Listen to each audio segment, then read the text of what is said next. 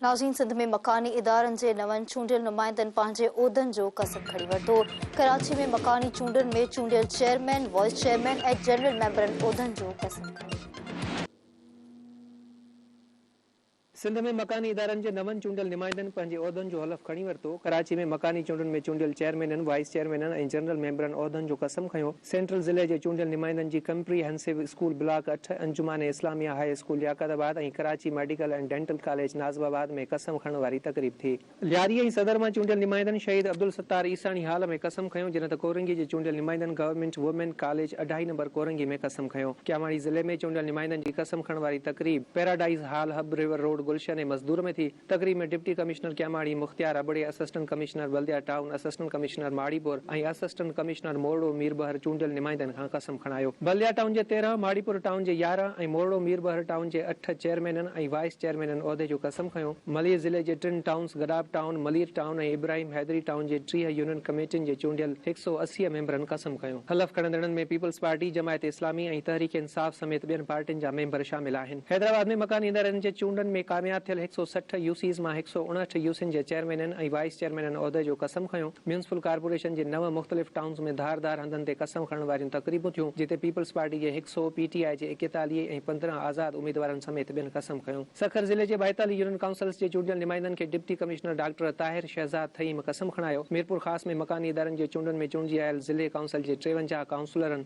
Municipal corporation जे 22 चेयरमैननि, wise चेयरमैननि ऐं 88 काउंसलरनि, 53 union काउंसिलनि जे चेयरमैननि, wise चेयरमैननि ऐं काउंसलरनि समेत 7 टाउन कमेटीज़ जे काउंसलर जे कसम खणण वारियूं धारदार तक़रीबूं थियूं। ज़िले काउंसिल ऐं म्यूनिसिपल कारपोरेशन जे मेंबरनि जी कसम खणण वारी तक़रीब में एमएनए मीर मुनवर टालपुर, डिप्टी कमिश्नर, एसएसपी ऐं ॿियनि शिरकत कई। इलेक्शन कमीशन तरफ़ां लाड़काने ज़िले जे मकानी इदारनि जे नुमाइंदनि जे कसम खणण वारी तक़रीब थी, जंहिंमें assistant commissioner Shahida Parveen, district election commissioner Ataullah Birohi, चूंडियल नुमाइंदनि ऐं संदन हामिन वॾे अंग में शिरकत कई। लाॻापियल प्रिज़ाइडिंग ऑफिसर लाड़काने ज़िले में मकानी इदारनि जे चूंडनि में कामयाबी माणींदड़ चूंडियल नुमाइंदनि खां हलफ़ वरिता। कसम खणंदड़नि में union council, union committee, town committee, municipal corporation, town municipal corporation, Sachal, Empire, दड़े ऐं हैदरी जा चूंडियल नुमाइंदा शामिल आहिनि। Deputy commissioner Rabia Sial, auditorium hall, Jinnah Bagh ऐं डिस्ट्रिक्ट काउंसिल लाड़काने, म्यूनिसिपल कमेटी रतेदेरे, म्यूनिसिपल कमेटी नईदेरे, town municipal corporation Sachal, town municipal corporation Empire, town municipal corporation Haideri ऐं टाउन म्यूनिसिपल कारपोरेशन दड़े जे चूंडियल नुमाइंदनि खे कसम खणायो। नवाबशाह में म्यूनिसिपल कारपोरेशन जे 2 टाउन कमेटियुनि, एचएम ख्वाजा ऐं ओल्ड नवाबशाह जे चेयरमैननि, वाइस चेयरमैननि ऐं काउंसलरनि जे कसम खणण वारी तक़रीब थी। ज़िले काउंसिल जे मेंबरनि तोड़े काउंसलरनि बि कसम खयो। दादू ज़िले जे 66 ज़िले काउंसिल मेंबरनि, 83 म्यूनिसिपल ऐं टाउन कमेटीज़ जे मेंबरनि खे डिप्टी कमिश्नर सैयद मुर्तज़ा अली शाह कसम खणायो। ज़िले काउंसिल दादू में बि कसम खणण वारी तक़रीब कोठाई हुई, जंहिंमें चूंडिजी आयल मेंबरनि समेत सियासी समाजी अॻुवाणनि ऐं शहरियुनि वॾे अंग में शिरकत कई। कसम खणंदड़नि में ज़िले काउंसिल जा 66, म्यूनिसिपल कमेटी दादूअ जा 24, जोही जा 8, मेहड़ जा 14 ऐं केन शाह जा 11 मेंबर शामिल आहिनि। टाउन कमेटी फुलजी जे 4, सीता जे 8, राधण जे 9 ऐं थरड़ी जे 5 मेंबरनि बि कसम खयो। बहराड़ी जे 66 यूनियन काउंसिलनि जे चेयरमैननि, वाइस चेयरमैननि ऐं काउंसलरनि जे तहलकी सतह ते धारदार कसम खणण वारियूं तक़रीबूं कोठाई वियूं। दादू ज़िले जे 16 यूनियन काउंसिलनि जे कसम खणण वारी तक़रीब अलामा आई काज़ी लाइब्रेरी जे ऑडिटोरियम हॉल में थी। चेयरमैननि, वाइस चेयरमैननि ऐं बहराड़ी जे काउंसलरनि खे assistant commissioner doctor Shahnawaz Mirani कसम खणायो। कंदकोट में ज़िले काउंसिल जे चूंडिजी आयल मेंबरनि, म्यूनिसिपल कमेटी ऐं टाउन कमेटियुनि जे वार्ड काउंसलरनि खे ज़िले कॉम्प्लेक्स में डिप्टी कमिश्नर मुनवर अली मिठियाणी कसम खणायो। टंडे अलायार ज़िले जे 235 चूंडियल नुमाइंदनि बि उहिदे जो कसम खयो। मटियारी जे मकानी इदारनि जे चूंडियल नुमाइंदनि जी